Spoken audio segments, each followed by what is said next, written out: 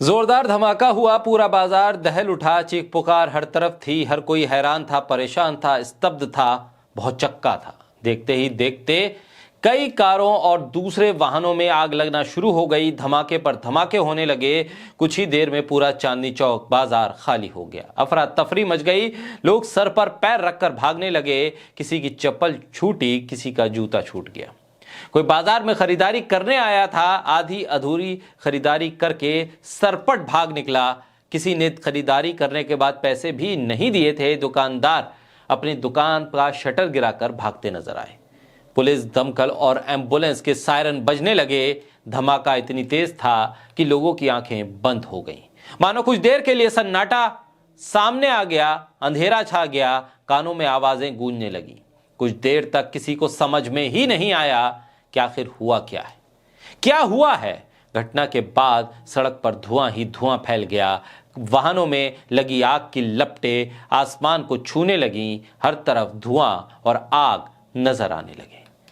मौजूद लोगों ने कहा कि धमाके के बाद जब आंखें खुली तो चारों तरफ धुएं का गुबार था, गाड़ियों का मलबा था, शरीर के टुकड़े बिखरे पड़े थे, सड़क पर खून बह रहा था, गाड़ियों की कांच के शीशे टूटे बिखरे थे, कुछ लोग घायल तड़प रहे थे। सड़क की एक तरफ कुछ पड़े हुए थे, कोई दूसरी तरफ पड़ा हुआ था।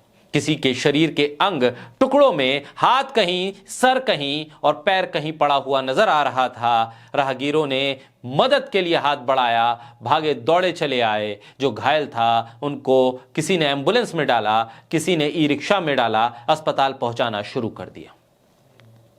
आंकड़ा बढ़ता चला गया। मौत का सरकारी आंकड़ा आते आते कुछ घंटे लगे। पता चला 10 से 12 या 13 लोगों की मौत हो गई। आधिकारिक आंकड़ा इससे आगे बढ़ा नहीं, लेकिन वहां मौजूद चश्मदीद बता रहे थे कि जिस तरह से लाशों को बोरे में प्रशासन ने भरा, एक से ज्यादा लाश के टुकड़े एक ही बोरे में भर दिए गए और कह दिया गया कि डीएनए का टेस्ट होगा। लोग सवाल उठाने लगे कि जब एक ही लाश के 50 टुकड़े आप अलग अलग बोरों में भरोगे तो फिर किसका डीएनए करोगे और किसकी लाश पहचानोगे? कितनी लाशें थीं, कितने लोग मरे? क्योंकि रेड़ी पटरी वालों से लेकर पैदल चलने वालों तक, ई रिक्शा चलाने वालों से लेकर पैर, हाथ और पैर से चलने वाले रिक्शा को चलाने वालों तक, वहां भीख मांग रहे लोगों से लेकर परिवार के साथ आने जाने वाले लोगों तक, न जाने कितना बड़ा हुजूम वहां से गुजर रहा था, न जाने कितनी कारों में ब्लास्ट हुआ, न जाने कितने लोग इसकी चपेट में आए। एक लाश के जब एक से कहीं ज्यादा टुकड़े हो जाएं तो फिर आप किस टुकड़े को कहां से उठाओगे, कैसे पहचानोगे कि यह टुकड़ा उसी लाश का है जो पिछले बोरे में आपने सील पैक कर दिया? एक ही बोरे में 3-3, 4-4 तरह की लाशों के टुकड़े थे। दूसरे बोरे में फिर उन्हीं लाशों के टुकड़े। आप किसका डीएनए कर रहे हो और कैसे बताओगे गिनती कब और किसकी कितनी मौत हुई? सरकार कुछ भी कहे, लेकिन वहां मौजूद लोगों की बातें सुनकर आप हैरान हो जाएंगे, खौफ में आ जाएंगे, सन्नाटा पसर जाएगा। आप सोचने पर मजबूर हो जाएंगे कि आखिर लाशों के साथ भी गिनती का खेल क्यों खेला जा रहा है। लल्लन टॉप, जो आज तक न्यूज चैनल का ही एक हिस्सा है, वो जब लोगों से बीच पहुंचा बातचीत करने के लिए, तो वहां मौजूद एक शख्स ने ये कहते हुए कि मैं बहुत ज्यादा बोलना नहीं चाहता, लेकिन फिर भी ये बता दूं कि मरने वालों का आंकड़ा 50 से कहीं ज्यादा है।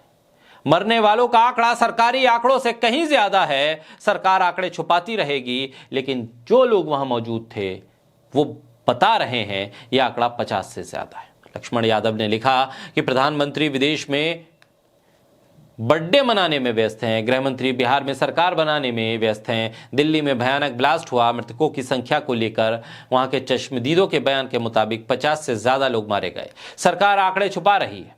हालांकि ये पहली बार नहीं है। इसका ताजा उदाहरण कुंभ की भगदड़ थी। सोशल मीडिया पर लोग कहते रहे लाशें फिकवा दी गई हैं, मृतकों के आंकड़े को छुपाया जा रहा है, लेकिन फिर भी बड़ी धांधली हो गई। धीरे धीरे सब लोग भूल गए। धर्म के नाम पर, जात के नाम पर सब जायज ठहरा दिया गया। दिल्ली में हुआ धमाका किसकी गलती थी, कैसे हुआ, मृतकों का आंकड़ा क्यों छुपाया जा रहा है? क्या ये सब उन लोगों की सरकारों में नहीं हो रहा है जो खुद को धार्मिक कहते हैं, यानी उनका असली धर्म कुर्सी है, उसके लिए 100 पाप भी कम है? ये लक्ष्मण यादव ने अपने बयान में लिखा। लेकिन सवाल यही है कि लोग मरे हैं तो मौत का आंकड़ा क्यों छुपाया जा रहा है? अगर मरे हैं, मरने वालों की संख्या अगर ज्यादा है, तो फिर इसको छुपाने की वजह क्या है? आप इसको छुपाकर क्या हासिल करेंगे? पानी का छिड़काव करके, AQI कम करके आप सांस लेने वाली हवा को शुद्ध नहीं कर पाए, तो फिर मौत का आंकड़ा कम करके, कम बताकर क्या इस विस्फोट की विभीषिका को आप कम बता पाएंगे? जिम्मेदारी से पल्ला झाड़ लेंगे, जिम्मेदारी तय नहीं करेंगे। अगर 10 से 13 का मौत का आंकड़ा रहेगा तो जिम्मेदारी कम तय होगी या होगी ही नहीं। आंकड़ा 50 पहुंच जाएगा तो जिम्मेदारी तय करनी पड़ेगी या फिर मजबूरी बन जाएगा।